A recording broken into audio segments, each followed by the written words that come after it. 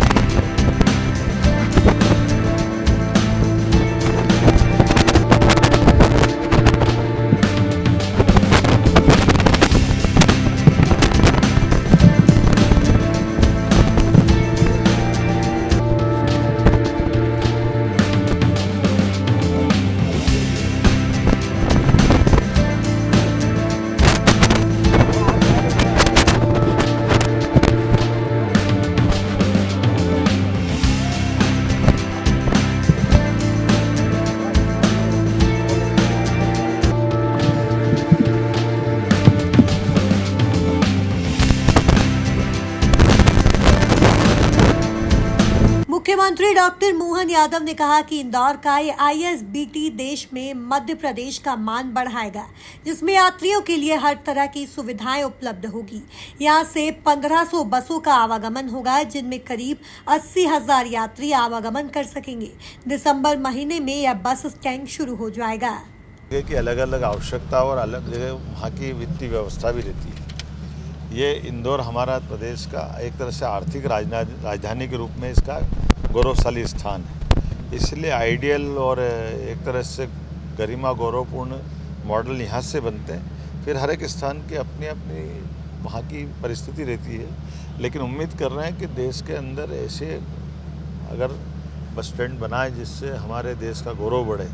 आपकी सबकी जानकारी के लिए इंदौर वो केंद्र है जहाँ आर्थिक रूप से सर्वाधिक विदेश के लोग भी आते हैं, देश के बाकी हिस्सों से भी लोग आते हैं। ऐसे में उनके बीच में हमारी निर्माण की कोई भी रचना ये सबके लिए सम्मानजनक होना चाहिए। मुझे संतोष है इस बात की, बहुत अच्छी मुझे इस बात की प्रसन्नता है कि हमारे पूरे प्रदेश के अंदर यद्यपि सरकार के द्वारा सभी काम किए जा रहे हैं, जनता की सुविधाओं की दृष्टि से पर्याप्त ध्यान भी दे रहे हैं, लेकिन कुछ हट करके ऐसी सुविधाएं भी जो देश के लिए मध्य प्रदेश का मान बढ़ाए, सम्मान बढ़ाए, ऐसे कामों में से ये अंतर्राज्यीय बस टर्मिनल आईएसबीटी इंदौर के आज निरीक्षण करने में आया हूँ।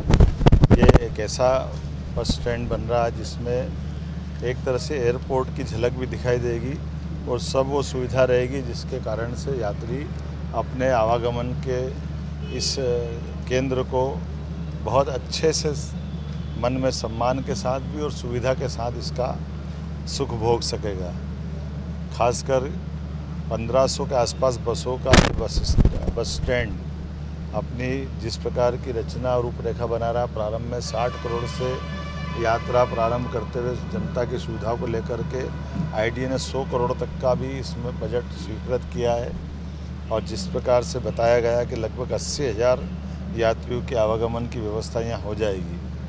इसी प्रकार से 33 कार्यालय, 16 रेस्टोरेंट, 37 दुकानें यात्रियों की सुविधाओं के लिए बस टर्मिनस पूर्णतः वातानुकूलित रहने वाला है, जो सर्व सुविधा युक्त रहेगा। 14 टिकट काउंटर रहेंगे, 1000 वाहनों की पार्किंग रहेगी और ख़ास बात कि लैंड पूलिंग के माध्यम से ये पूरी 15 एकड़ भूमि जो ली गई है, ये इस बात को भी रखा गया कि जिन किसी की भी भूमि जनता के हित में ले रहे हैं उसका भी पर्याप्त ध्यान रखा जाए। उम्मीद कर रहे हैं कि ये दिसंबर माह तक प्रारंभ हो जाएगा और यहाँ से गुजरात, राजस्थान, भोपाल, जबलपुर, छिंदवाड़ा, सागर और आने वाले समय में सिमस्त 2028 के पहले बड़े पैमाने पर हमारे लिए ये एक बड़े मेले के लिए भी काम आएगा और बाकी समय भी इसका बड़ा उपयोग होगा।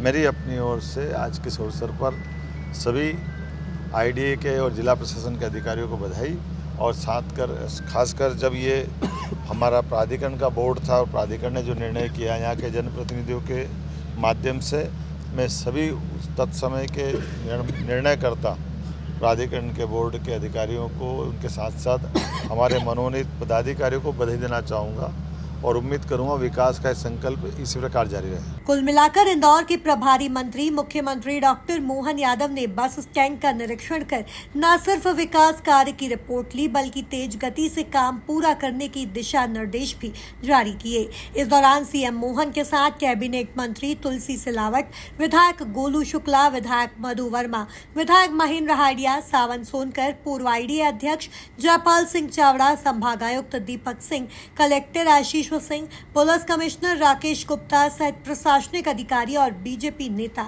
मौजूद रहे। Bureau report, MP news, Indore.